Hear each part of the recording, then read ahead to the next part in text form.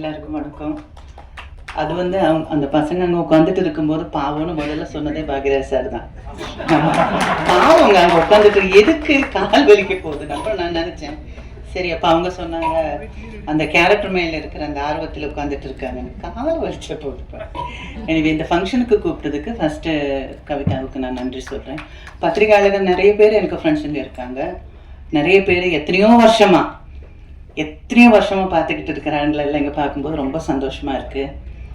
கொஞ்சம் ஃபீல் பண்ண வைக்கிற அளவுக்கு எழுதுகிறவங்க இருந்தாலும் எனக்கு பிடிச்ச நிறைய பேர் இங்கே இருக்கிறாங்க. அதில் ஒருத்தங்க கவிதா, அதுலேயும் பீயிங் எ லேடி. அவங்க வந்து சொல்லும்போது ரொம்ப பெருமையாக இருந்துச்சு. ஃபர்ஸ்ட் ப்ரொடியூசர் அப்படின்னு சொல்லும்போது என்னை பொறுத்த வரைக்கும் இது ஒரு சின்ன படமாக எனக்கு தெரியல. அதாவது பெரிய படத்தில் செலவு பண்ண வேண்டிய காசை கம்மி பண்ணி நம்மளால் முடிஞ்ச அளவுக்கு பண்ணி இந்த படத்தை பெருசாக மாற்றுறோம். So it's not a small film, it's a big thing. அவர் தியாக சொன்ன மாதிரி இந்த மாதிரி நிறைய படங்கள் அவங்க பண்ணணும். படங்கள் ஹிட் ஆகும். இதில் வந்து ட்ரெய்லர் பார்க்கும்போது எனக்கு பிடிச்ச ஒரு டயலாக் அது இருந்ததுன்னா அன்றைக்கே நான் கவிதா கிட்ட சொன்னேன், இருக்கிறவங்க எல்லாம் கெட்டவங்க தான், அதை முடிச்சுட்டு 2 ரகம், ஒன்று வந்து மாட்டிக்கிறவங்க, ஒன்று வந்து மாட்டிக்காதவங்க. எனக்கு அந்த டயலாக் ரொம்ப பிடிச்சிருக்கு. அதுவும் இல்லாமல் இதில் பண்ணியிருக்கிற ஒவ்வொரு கேரக்டர்ஸும் அதுக்காக அவங்க செலக்ட் பண்ணியிருக்கிற ஃபேஸஸ் பொருத்தமாக இருந்த மாதிரி நான் ஃபீல் பண்ணேன். அதில் நடிச்சிருக்கிற எல்லாருக்கும் என்னோட வாழ்த்துக்கள். இந்த படம் பெரிய வெற்றி ஆகணும். அதுவும் இல்லாமல் வெற்றிகரமான ஒரு வழிக்கு கொண்டு போக வேண்டியது உங்கள் நண்பர்கள் பத்திரிகையாளர்கள் கொண்டு போகணும். அது நம்ம டியூட்டி மாதிரி நம்ம நினச்சிட்டு இந்த ஃபங்க்ஷனுக்கு என்னை கூப்பிட்டதுக்கு மறுபடியும் நன்றி சொல்லிக்கிட்டு 100ஆவது நாள் ஃபங்க்ஷனுக்கு மறுபடியும் பார்ப்போம். அந்த நாட்கள் ஏதாவது எங்களுக்கு ஒரு நினைவுகள் இருந்தால் கொஞ்சம் சொன்னீங்கன்னா எங்களுக்கு நல்லா இருக்கும்.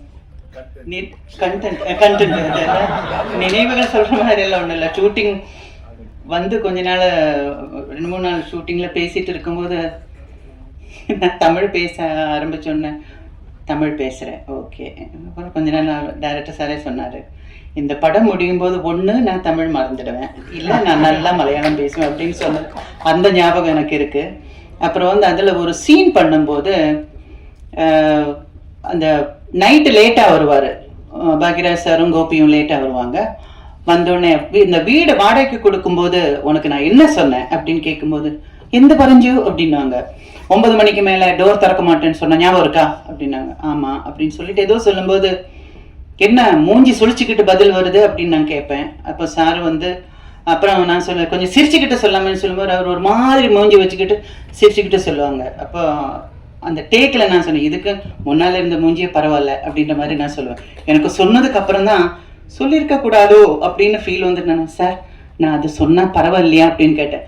சொல்லணும் அப்படின்னாங்க. எனக்கு அது ரொம்ப ப்ரௌடாக ஃபீல் பண்ணேன். ஏன்னா பெரிய டைரக்டர், அந்த டைமில் நான் வந்து மலையாளத்துலேருந்து வந்திருக்கேன், புது ஆள், பெரிய டைரக்டர், பெரிய ஒரு இடத்துல இருக்கிறவங்க வந்து வேண்டாம் அப்படியெல்லாம் சொல்லக்கூடாது அப்படின்னு வேணும்னா சார் சொல்லியிருக்கலாம். ஆனால் நான் அந்த சொன்னது அந்த டயலாக் வந்து அந்த சினிமாவில் பெரிய ஒரு எல்லாரும் பேசப்படுற ஒரு சீனாக மாறிடுச்சு. அந்த டைமில் என்ன திட்டாமல் என்கரேஜ் பண்ணதுக்கு ரொம்ப நன்றி மாதவன். ஏன்னா சார் நினச்சிருந்தா அதெல்லாம் வேண்டாம், சொல்லி கொடுத்த சொன்னால் போதும் அப்படின்னு. பட் ரொம்ப நல்ல நினைவுகள் தான் அந்த நாட்கள். பெரிய ஹிட்டாக பண்ணி கொடுத்து கிளைமேக்ஸ் வந்து கொஞ்சம் லேட்டாக தான் நம்ம ஷூட் பண்ணோம்.